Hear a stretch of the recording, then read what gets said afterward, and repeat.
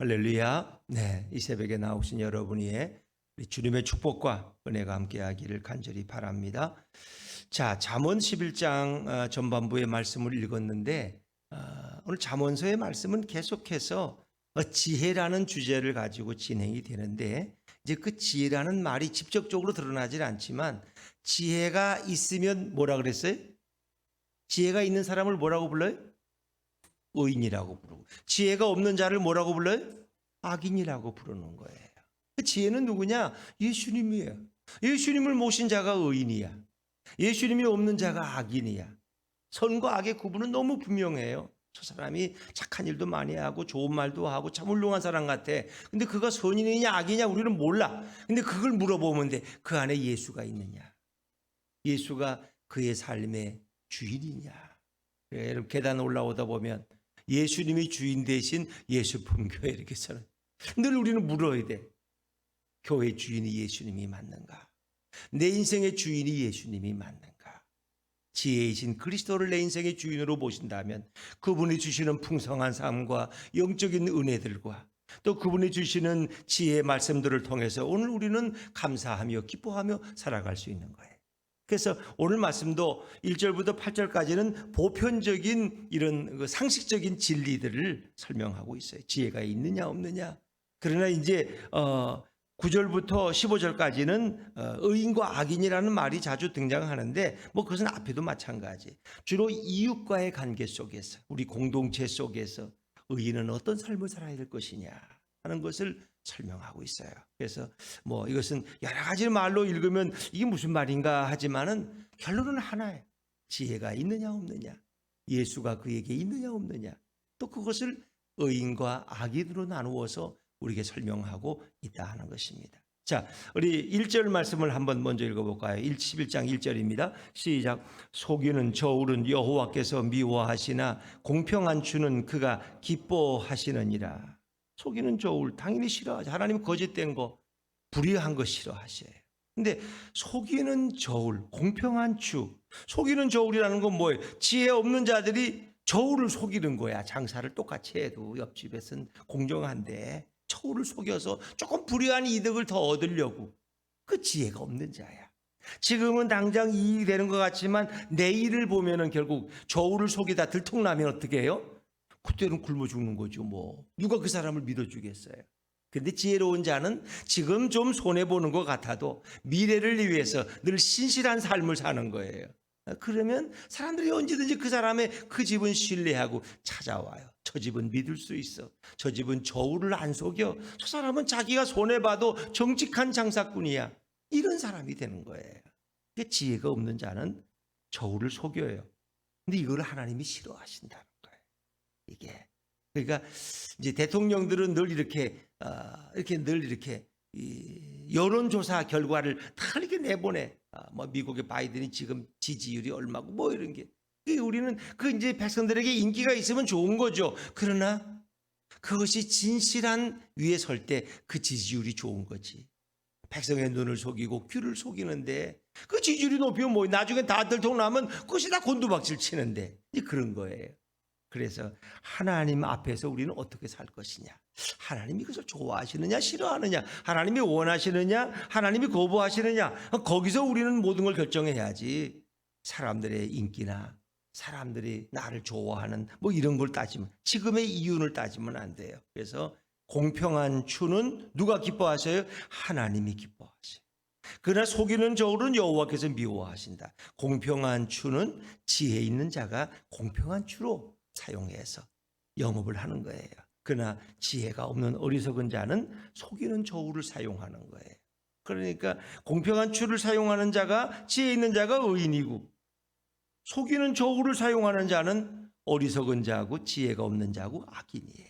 그건 하나님이 미워하시기 때문에 그는 결국 오래 갈 수 없다. 뭐 그렇게 이해하시면 됩니다. 자, 2절도 한번 읽어볼까요? 2절입니다. 시작. 교만이 오면 욕도 오거니와 겸손한 자에게는 지혜가 있느니라. 지혜가 있는 자는 겸손해요. 그러나 지혜가 없는 자는 교만해요. 그래서 결국 그는 욕을 먹는 자가 되고 버림을 당하는 거예요. 지혜, 지혜의 주인이신 예수님을 모신 자는 오늘도 교만할 수가 없어요. 왜? 예수님이 겸손하신데 어떻게 우리가 교만할 수 있어요? 예수님은 하나님이신데 자신을 낮추어서 그 영광스러운 분이 종의 모습을 가지고 가장 남노한 모습으로 인간과 같은 천한 모습으로 오셔서 우리를 구원하셨는데 그분이 겸손의 극치인데 어떻게 그분을 따르는 제자들이 교만할 수 있어요? 그래서 지혜로운 자는 겸손하다. 겸손한 자에게는 하나님의 지혜가 넘치는 거예요. 그는 예수님을 모신 사람이에요. 그러나 교만한 자는 그 안에 예수가 없다 하는 거예요. 내가 주인이니까 교만할 수 있는 거지. 예수님이 주인인데 어떻게 종놈이 막 자기가 잘난 체 할 수 있어요? 안 되는 거죠. 그렇게 성경을 읽으시면 정확한 것입니다. 자, 3절을 읽어볼까요? 3절 시작. 정직한 자의 성실은 자기를 인도하거니와 사악한 자의 패역은 자기를 망하게 하느니라. 정직한 자가 지혜 있는 의인이에요. 정직한 자는 늘 성실해요. 그래서 결국은 성실한 길로 하나님이 그를 인도해 주세요. 그런 행복의 길로 하나님의 인도를 받고 생명의 길로 걸어가요. 근데 이 사악한 자, 악한 자의 거짓은 결국 자기를 망하게 하는 거예요. 지혜가 없으면 거짓말을 밥 먹듯이 아침에 이 말, 저녁엔 저 말, 또 내일은 딴 말에 그런 사람은 어떻게 믿겠어요? 결국 그는 망하는 거고 지옥에 떨어지는 망하는 인생이 되는 거예요. 이게 사악한 자의 패역이고 악인의 길이에요. 그러나 지혜로운 정직한 자는 성실함으로 살아가고 하나님이 그를 생명으로 인도하기 때문에 그의 삶은 장구하다는 거예요. 자, 4절 말씀으로 넘어 4절입니다. 시작. 재물은 진노하시는 날에 무익하나 공의는 죽음에서 건지느니라. 재물은 진노하시는 날에 무익하나. 여기서 말하는 재물은 불의한 재물이에요. 불의한 재물은 진노하시는 날은 심판의 날이에요. 불의한 재물은 심판의 날에 무익하다. 아무 도움을 줄 수 없어요. 자기 영혼을 구원할 수가 없어요. 왜? 재물도 정직하게 벌어야 되는데 불의한 재물이야. 저울추를 속여서 돈을 벌고 남을 속여서 사기를 쳐서 불의한 재물을 많이 쌓아놓아도 정작 심판의 날에 아무 도움이 안 돼. 그것은 자기의 생명을 건질 수가 없어요. 아무 도움이 무익한 거예요. 그런데 공의는 죽음에서 건지느니라. 이 지혜로운 사람, 이 의인은 그는 공의롭게 살았어요. 불의한 재물을 취하지 않고 의로움으로 정직하게 살았더니 어떻게 해요? 죽음에서 그가 건짐받는다. 공의로운 삶은 죽음의 자리에서도 건짐을 받을 수 있는데 불의한 재물을 좋아하는 자들은 심판의 날에 아무 도움도 받지 못하고 심판에 떨어진다. 그러니까 이 공의를 쌓는 자는 지혜자고 의로운 자예요. 그러나 불의한 재물을 좋아하는 자들은 악인이고 지혜가 없는 자야. 그런 자들은 심판에서 다 그 심판의 그물에 걸려서 다 천국에 가지 못하고 지옥에 떨어지는 존재가 된다. 여러분,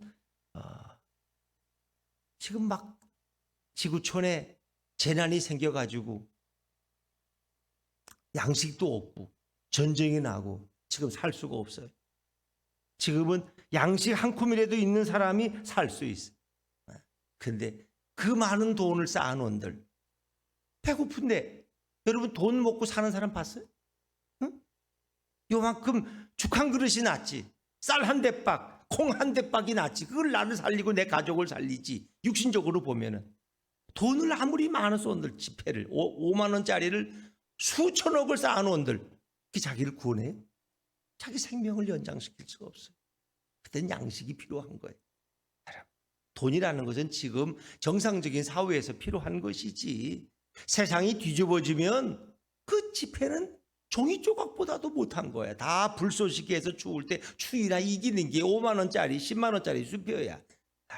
그렇죠? 그러니까 무엇이 우리의 생명을 구원할 수 있는가를 늘 봐야 돼요. 그것이 우리를 구원하는 게 아니에요. 불의한 재물은 아무 도움이 안 돼요. 그러나 하나님 앞에서 지혜로운 예수를 모시고 살아가는 그 공의로운 삶은 어떤 죽음의 자리에서도 우리를 건지신다. 무엇이 이 환난의 시대에 진정 우리에게 도움이 되고 구원이 되느냐를 생각해야 돼요. 근데 세상 사람들은 예수를 모르니까 지혜가 없고 그러니까 그래서 재물만 많이 쌓아놓으면 그것이 영구하다고 생각하는데 그거는 보통의 삶이지. 이런 진정한 재난이 올 때는 그 재물이 자신을 구원할 수 없다는 거예요. 하나님 앞에서는 그 재물은, 특히 불의한 재물은 아무 의미가 없다는 거예요. 자, 5절 말씀, 5절과 6절 말씀 읽어볼까요? 5절과 6절 연속해서 읽죠. 시작. 완전한 자의 공의는 자기의 길을 곧게 하려니와 악한 자는 자기의 악으로 말미암아 넘어지리라. 정직한 자의 공의는 자기를 건지려니와 사악한 자는 자기의 악에 잡히리라. 그래서 5절의 완전한 자나 6절의 정직한 자는 같은 의미예요. 우리 인간이 어떻게 완전해질 수 있어요? 완전한 자는 없어요. 의인은 없으니 하나도 없어요. 우리가 완전해지려면 누구를 모셔야 돼요? 예수님을 모셔야 돼요. 지혜가 있는, 지혜의 주인이신 예수님을 모신 자는 완전한 자예요. 왜? 우리의 불의한 모든 죄악들을 예수님이 다 담당하시고 가져가시고 그분이 당신의 보혈로 씻어주셨기 때문에 우리를 완전하다고 의인이라고 불러요. 완전한 자의 공의는 자기의 길을 평탄하게, 곧게라는 것은 평탄하게 한다는 거예요. 완전한 자의 의로움은 자기의 길을 평탄한 길로 인도하지만 악한 자는 자기의 악으로 말미암아 넘어진다. 지혜가 없는 사악한 자는 자신의 악 때문에 결국 넘어지고 망하는 거예요. 6절에 정직한 자와 똑같은 말, 정직한 자의 공의는 자기를 건지려니와.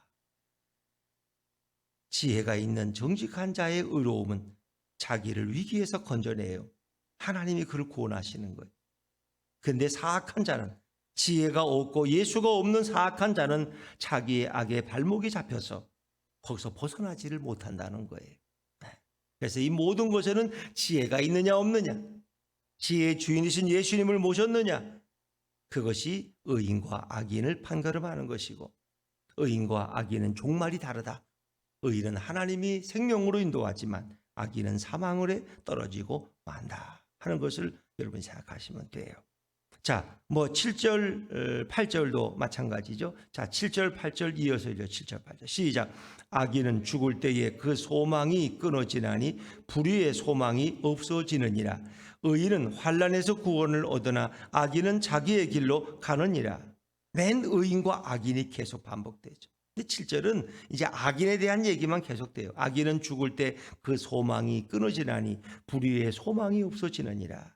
악인은 육신적인 생명이 끊어지면은 그것이 끝이에요, 그냥. 그는 그에게는 미래가 없고 소망이 없어요. 왜? 그 갈 길은 심판의 불못밖에 없기 때문에 악인은. 자, 그러나 8절에 의인은 환난에서 구원을 얻어요.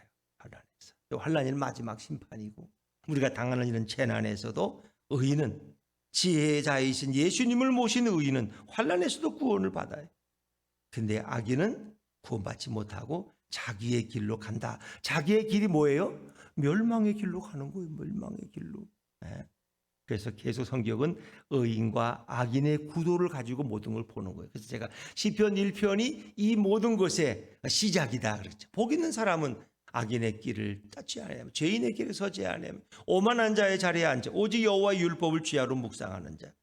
그런 시내가에 심은 나무처럼 기근이 와도 열매를 맺고 형통할 수 있어.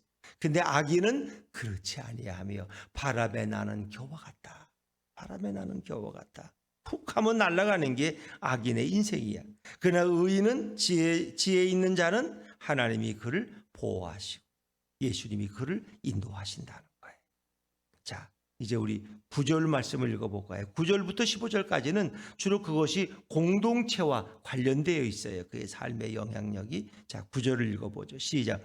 악인은 입으로 그의 이웃을 망하게 하여도 의인은 그의 지식으로 말미암아 구원을 얻느니라. 악인은 입으로 그의 이웃을 망하게 해. 그 입이 아름다운 말을 쏟아놓는 입이 아니라 불의한 입이 돼가지고 결국은 이웃들을 아파하게 만들고 망하게 만들고 잘못된 길로 인도해요. 근데 의인은 그의 지식으로 말미암아 구원을 얻느니라. 그 지식이라는 게 뭘까? 그 지식은 누구에 대한 지식이에요? 예수님에 대한 지식, 하나님에 대한 지식이에요. 여러분 나중에 집에 가서 한번 찾아보세요. 호세아 4장 6절에 보니까 내 백성은 지식이 없음으로 망하느니라. 내 백성은 지식이 없어서 망해요. 왜 망하느냐? 지식이 없어 망해. 그럼 이 지식이 누구에 대한 지식이에요? 하나님에 대한 지식, 예수님에 대한 지식이에요. 호세아 4장 1절에 보니까 이 땅에는 진실도 없고 인애도 없고 하나님을 아는 지식도 없는 거로. 하나님을 아는 지식, 그게 필요한 거예요. 다른 지식이 아니에요. 하나님을 아는 지식이 우리에게 있어야 돼요. 우리는 뭐 돈 잘 버는 지식, 증권 잘하는 지식, 주식 투자하는 지식, 뭐 그런 것이 우리를 살린다고 생각하지만 하나님을 아는 지식이 제일 중요해요. 예수님을 아는 지식이 있으면 돈 잘 버는 지혜도 하나님이 다 예수님이 부어주셔요. 길을 열어주시고. 그래서 호세아 6장 3절에 보니까 그러므로 우리가 여호와를 알자, 힘써 여호와를 알자. 하나님을 알기 위해 노력하라는 건 예수님을 알기 위해 노력하라는 거예요. 우리에게 진정한 지식은 예수님에 관한 지식이에요. 그래서 의인은 그의 지식으로 말미암아 구원을 얻느니라. 그렇죠? 예수님을 아는 지식이 우리에게는 가장 필요한 거예요. 그것이 우리를 구원으로 이끄는 거예요. 자, 또 의인이 있는 성읍에는 어떤 일이 일어날까? 자, 10절 말씀 읽어볼까요? 10절입니다. 시작. 의인이 형통하면 성읍이 즐거워하고 악인이 패망하면 기뻐 외치느니라. 의인이 형통하면 성읍이 다 잘 돼. 의인이 복받는 것을 보면 성읍이 다 즐거워. 저렇게 예수를 믿고 저렇게 해야지 저기 바른 거지. 근데 그런 가운데 그 마을에 악인이 패망하면 다 기뻐 외쳐. 악인은 저렇게 망하는구나. 이게 뭐예요? 정상적인 사회예요. 의인이 형통하면 다 기뻐하고 축하해주고 즐거워해. 악인이 패망하면 그들이 왜 기뻐 외치느니나. 악인의 길은 저런 거야. 우리는 악하게 살면 안 돼. 이게 정상적인 사회야. 근데 이 삐뚤어 하나님을 모르고 예수를 모르는 사람은 어떤지 아세요? 의인이 형통하면 성읍이 괴로워하고 악인이 패망하면 그 성읍은 슬퍼하느니라. 그거 잘못된 거예요. 그건 정상적인 사회가 아니에요. 선악의 기준이 무너진 사회예요. 우리 선과 악이 그래도 종재하는 세상을 산다는 게 너무 감사한 거 아닙니까? 러시아의 푸틴이 야욕으로 전쟁을 일으켰어요. 그리고 우크라이나의 젤란스키 대통령은 호소하면서 그 전쟁을 앞에서 이끌어가요. 그 우크라이나 보니까 전직 대통령도 돈이 많은 사람인데 그 사람도 자기 재산 들어보아서 폭탄을 사고 자기가 방탄조끼를 입고 앞장서 전쟁을 진두지휘해. 전직 대통령이, 그러니까 현직 대통령, 전직 대통령이 나라를 지키게 발벗고 나서니까 세상에 4천만의 우크라이나가 러시아 1억 6천의 러시아인데 이기고 있다는 거 아세요? 그러니까 이게 얼마나 중요해요. 이 지혜가 있는 자들은 위험을 당하면 함께 힘을 합치는 거예요. 전직 대통령이 돈이 많고 근데 그 사람 나름대로 했는데 그는 부패한 대통령이라는 오명이 있어가지고 젊은 젤렌스키에게 밀려가지고 이 코미디언 출신의 젤렌스키 40대 대통령에게 후보자에 결국 밀려서 그 대통령 떨어졌어.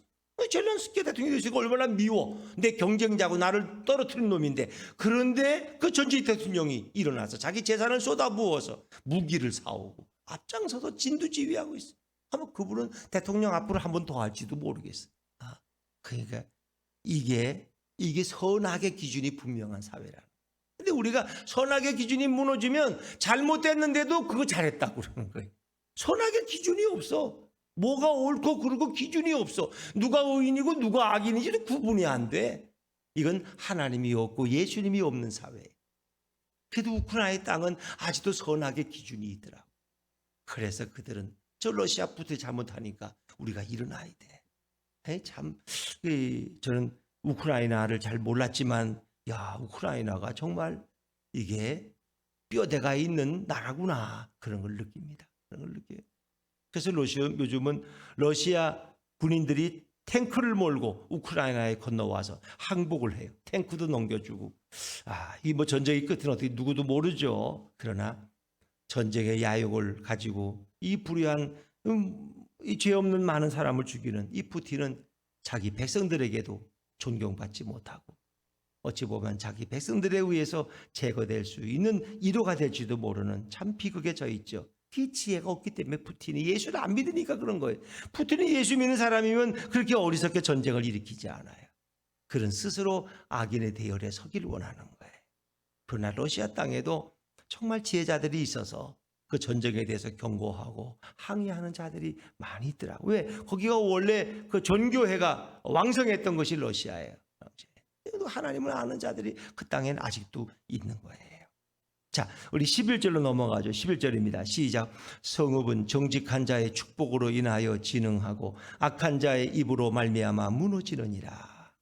성읍은 정직한 자의 축복으로 인하여 진흥한다. 이 정직한 자라는 게 예수가 있는 자예요. 지혜가 있고 이 의인들이 그 성읍에 많아. 그래서 그들이 백성들을 격려하고 축복하고 하나님에 대한 지식을 전달해 주니까 그 성읍은 잘 되는 거예요. 그런데 악한 자들은 입으로 뭐예요? 하나님이 없다고 그러고 원숭이가 우리 조상이라고 그러고 엉뚱한 얘기는 하고 앉았어. 그러니까 그 성읍은 무너지고 마는 거예요. 악한 자의 입으로 말미암아 무너지느니라. 그러나 정직한 자의 성읍은 선악의 기준이 있고 예수님을 모시고 살아가기 때문에 그 성읍은 잘 될 것이다. 자, 뭐 계속 그런 얘기예요. 자, 또 12절 같이 읽죠. 시작. 지혜 없는 자는 그의 이웃을 멸시하나 명철한 자는 잠잠하느니라. 지혜가 없으면 이웃을 멸시하고 남을 험담하고 그래. 잠을 깔보고 돈 없다고 깔보고 그래요. 지혜 없는 자, 이 악인이야. 그러나 명철한 자는 잠잠하느니라. 이웃이 혹 잘못해도 거기에 대해서 그걸 드러내고 멸시하지 않는다. 그건 오히려 침묵을 지킨다는 거예요. 남의 잘못을 자꾸 들춰내고 끄집어내는 것은 합당하지 않고 오히려 그를 위해서 기도해 주는 사람이 지혜 있는 자고 명철한 자예요. 예수님을 모신 자예요. 또 13절도 이제 언어에 대한 말이 또 반복돼 나오죠. 13절 같이 읽습니다. 시작. 두루 다니며 한담하는 자는 남의 비밀을 누설하나 마음이 신실한 자는 그런 것을 숨기느니라. 두루 다니며 한담하는 자. 한담이라는 것은 남의 말 하기 좋아하는 사람들, 특히 남을 비방하고 남의 들춰내는 사람들, 이런 사람들은 이 악인이야. 이런 사람은 지혜가 없어. 예수가 없어. 이런 사람은 남의 비밀을 자꾸 누설하고 그리고 뭐 자랑 삼아 남의 부끄러운 걸 얘기하고 다녀요. 두루 다니면서 쓸데없이. 이거 어리석은 자예요. 그러나 마음이 신실한 자는 예수님이 있고 지혜가 있는 자예요. 마음이 신실한 자는 그런 것을 숨긴다. 남의 비밀을 숨겨줄 줄 아는 사람이에요. 그래서 그는 신뢰를 받고 존경을 받는 거예요. 그래서 세상에는 이렇게 남의 말을 함부로 하는 악인들이 있는가 하면 남의 비밀이나 남의 실수나 흠을 숨겨줄 줄 아는 지혜자가 있다. 의인과 악인을 이렇게 나누는 거예요. 14절 말씀 제가 읽죠. 지략이 없으면 백성이 망하여도 지략이 많으면 평안을 누리니라. 이 지략이라는 건 바로 지혜예요. 지혜가 없으면 백성이 망해. 예수가 없으면 백성이 망해. 그러나 지혜가 많으면 평안을 누리느니라. 지혜 있는 백성. 이 지혜라는 것은 꽤나 슬기 뭐 이런 게 아니에요. 남보다 좀 약삭 빠른 거 이런 지혜가 아니라 하나님과 인간의 관계 속에서 우리의 중보자 되신 예수님을 가리키는 거예요. 그리고 예수님이 주시는 말씀, 그 모든 것이 지략이고 지혜예요. 지략이 많으면 평안을 누리느니라. 지혜가 있는 자, 예수님을 모신 자들은 늘 평안이 따라온다. 15절 마지막 말씀 같이 읽습니다. 시작. 타인을 위하여 보증이 되는 자는 손해를 당하여도 보증이 되기를 싫어하는 자는 평안하니라. 보증 서지 말라는 거예요. 이건 현대에만 보증이 아니라 구약에서도 보증 쓰지 말라. 그래서 요즘 보증 때문에 하도 어려움 당하는 사람이 많으니까 이제 보증보험공사인가 뭐 그렇게 생겨서 이제는 그 공사에다가 이렇게 보험을 들면 대신 보증을 서주는. 그래서 뭐 지금도 보증 서주는 사람이 있겠죠. 이제 그런 것은 하면은 어리석은 자가 그렇게 한다. 지혜가 없는 자가 남의 보증 서줬다가 무슨 의리인 양 그렇게 했다가 자기만이 아니라 온 가문을 다 힘들게 만드는 거죠. 그렇게 하지 말라는. 그건 지혜가 없는 자가 그런 어리석은 일을 한다는 것입니다. 그래서 의인은 그 삶의 기초가 공정과 공의에 서 있다는 거예요. 의인은 지혜를 통해서 선한 열매를 맺는다. 의인의 지혜는 이웃과의 관계 속에서도 구체적으로 드러난다는 거예요. 그래서 의인과 악인의 삶은 하나님의 주권하에 있고 의인은 바로 예수를 모신 지혜자. 지혜가 없는 악인은 오늘도 하나님을 모르고 예수를 모른다는 거예요. 오늘 여러분 속에 예수님을 바로 알고 하나님을 바로 아는 지식이 풍성해서 다른 사람에게도 구원을 전하고 내 인생도 구원으로 인도받는 정말 의로운 인생들이 다 되시기를 주의 이름으로 축원합니다.